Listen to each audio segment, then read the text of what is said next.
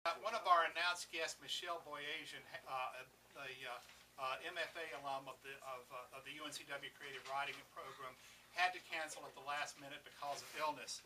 We do, however, have two special guest writers. This is a special treat.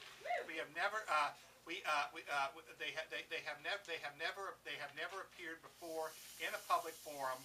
I'll call them up one by one. Please welcome Mr. Jonah Siegel.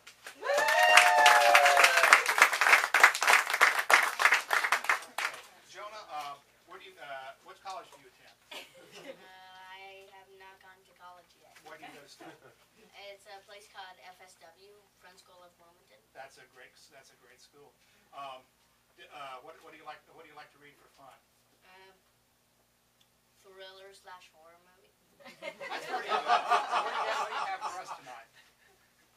What are you going to read for us? Oh, I'm going to read a story I made called The Rainstorm. Let's check it out. Thank y'all very much, and thank you, Jonah. Okay. Frozen, numb, and tired, I tried to warm up my hands. Then I realized I couldn't ride my bike without any hands. The day was frigid, windy, and cloudy. It was someday in late February. Little did I know something big was going to happen. It took place at the Scotchman convenience store towards my home. I got a new bike when I turned 12. The bike was glistening red.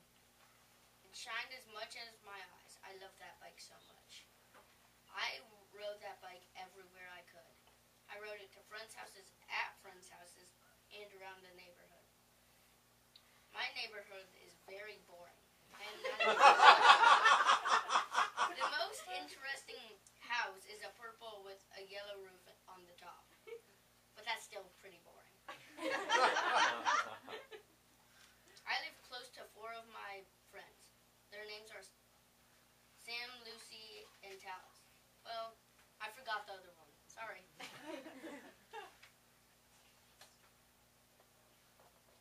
I ride my bike to the convenience store one time about a month.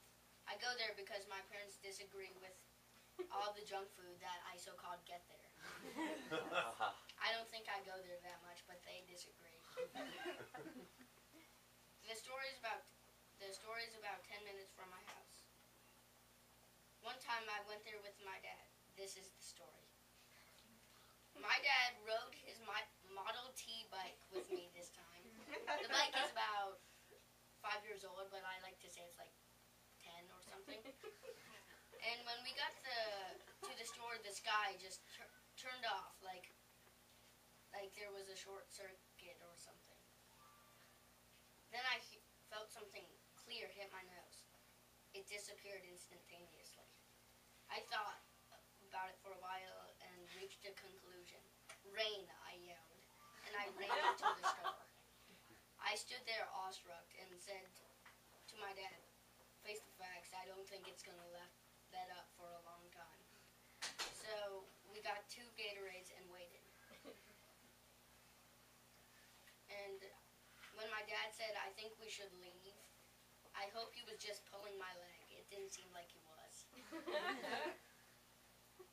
I looked into his eyes, and the pupils were so bright they probably could just suck up the rain like a vacuum.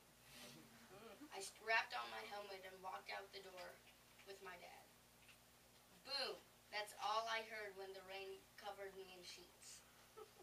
The rain had not slowed down a bit. My dad lied. So I just grabbed onto my bike and pedaled and pedaled. It seemed like nowhere was coming faster than somewhere. Home, that place was nowhere. Why couldn't it have rained some other day, I moaned aloud. I figured out later when I got home my whining wasn't going to do anything. I could barely see at all.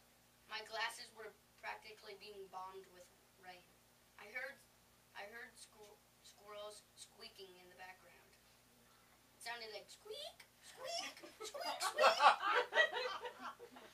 I chuckled to myself and went back to pedaling my heart out.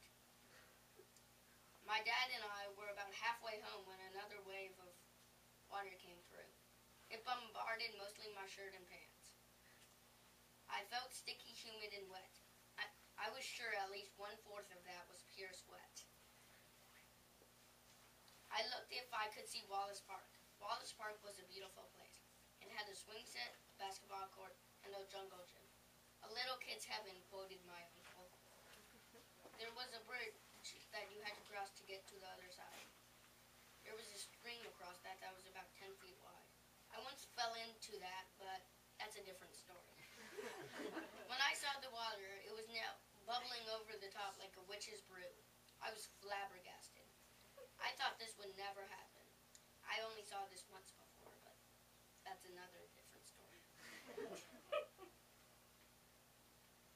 This proved that I was a block away from my house. Scream! Is what I heard when I stamped on the brake against the rain-slicked road. I jumped off. With relief, I opened the door to my house, and I was greeted by my 8-year-old sister, Maya. I told her my tale, laughing the whole time. The end.